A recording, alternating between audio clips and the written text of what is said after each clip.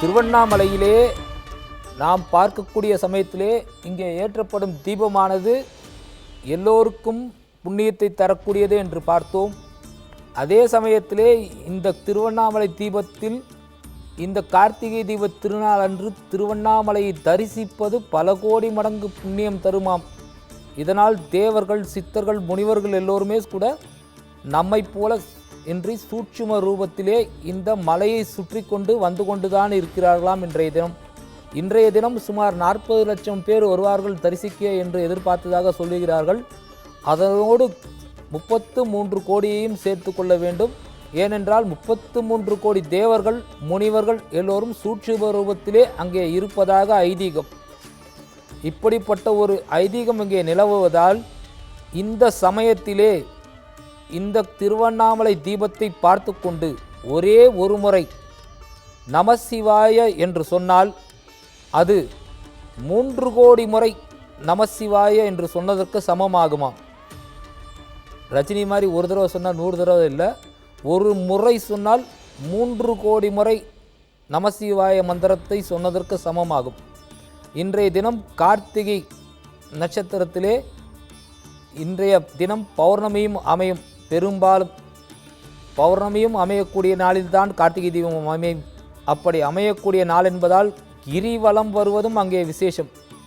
கிரிவலம் வரக்கூடிய சமயத்திலே இந்த தினத்தில் எவர் ஒருவர் திருவண்ணாமலையை முழுமையாக மெதுவாக நடந்து வலம் வந்து முடிக்கிறாரோ அவருடைய 21 தலைமுறைகளின் 21 முந்தைய தலைமுறைகள் 7, தற்போதைய தலைமுறைகள் 7, அடுத்து வரக்கூடிய தலைமுறைகள் 7 என்று 21 தலைமுறைகளில் யார் எந்த பாவங்கள் செய்திருந்தாலும் அது நசித்து போகும் என்கிறது கார்த்திகை மாத புராணம்.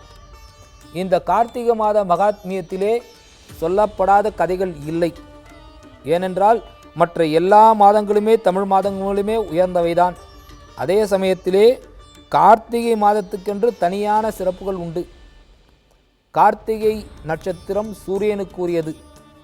அந்த நட்சத்திரத்திலே சந்திரன் வருகிறார். சூரியனும் சந்திரனும் சேர்ந்தால் எதிரெதிரே வரும் நாள் அமாவாசையாக இருக்கும், இருட்டு வந்துவிடும். ஆனால் இங்கே சூரியனுக்குரிய நட்சத்திர தினத்திலே சந்திரன் வருகிறார் முழு நிலவாக. அன்றைய தினம் பௌர்ணமியாக இருக்கிறது. ஆக மற்ற காலங்களிலே சூரியனும் சந்திரனும் எதிரெதிரே வரும்பொழுது அது அமாவாசையாகிறது.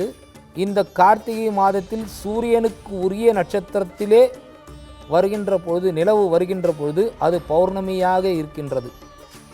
இந்த பௌர்ணமி எதை காட்டுகிறது என்றால், முந்தைய மாதங்களெல்லாம் அமாவாசை என்கிற இருட்டு இருந்தது, அது இந்த கார்த்திகையிலே வெளிச்சமாகிறது.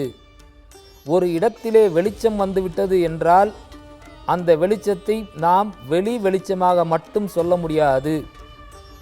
புற வெளிச்சம் மட்டுமன்றி அகத்திலும் வெளிச்சம் ஏற்றப்படுகிறது. அந்த அக வெளிச்சம் வரும்பொழுது அந்த இடத்தில் இருக்கக்கூடிய பாவங்கள் எல்லாம், அகத்தில் இருக்கக்கூடிய பாகம் அகம்பாவம், அந்த அகம்பாவம் நம்மை விட்டு நீங்கிவிடும் போது நம்முடைய வாழ்க்கை பகலாகிறது. இந்த பகலாகும்போது, பிரகாசமாகும்போது நாம் எல்லா வெற்றிகளையும் எளிதாக பெற முடிகிறது. ஒவ்வொரு நம்முடைய புராணங்களுமே நம்முடைய நலத்துக்காக சொல்லப்பட்ட அறிவியல் ரீதியாகவும் ஆன்மீக ரீதியான தத்துவங்களே.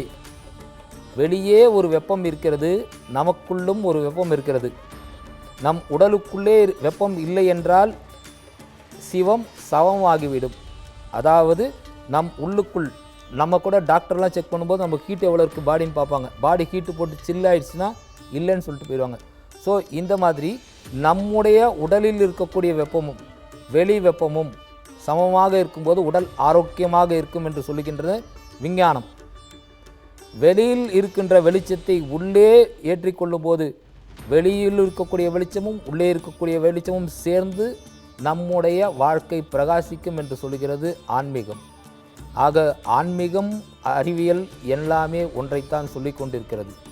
இந்த நேரத்திலே திருவண்ணாமலையிலே பார்த்து கொண்டிருக்கும் பொழுது அங்கே மலையில் தீபம் ஏற்றுவதற்கான ஏற்பாடுகள் நடந்து கொண்டிருக்கின்றன. பஞ்சமூர்த்திகள் புறப்பாடு மெதுவாக ஆரம்பித்து கொண்டிருக்கிறது. இன்னும் சற்று நேரத்திலே, இன்னும் கொஞ்ச நேரத்திலேயே அங்கே திருவண்ணாமலையிலே தீபம் ஏற்றுவார்கள். அந்த சமயத்திலே அண்ணாமலையானுக்கு அரோகரா என்ற கோஷம் மலை எங்கும் எதிரொலிக்கும்.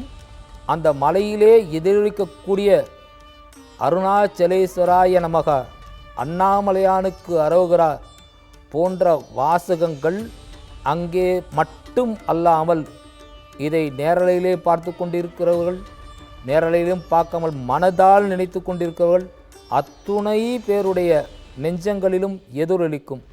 அப்படி எதிரொலிக்கின்ற பொழுது தீபம் என்பது அகத்தில் இருக்கிற பாவத்தை போக்கிக் கொள்ள என்பதை நினைத்து ஒரு முறையாவது தீபமங்கள ஜோதி நமோ நம என்று சொல்லக்கூடியவர்கள் சகல செல்வத்தையும் அடைவார்கள்.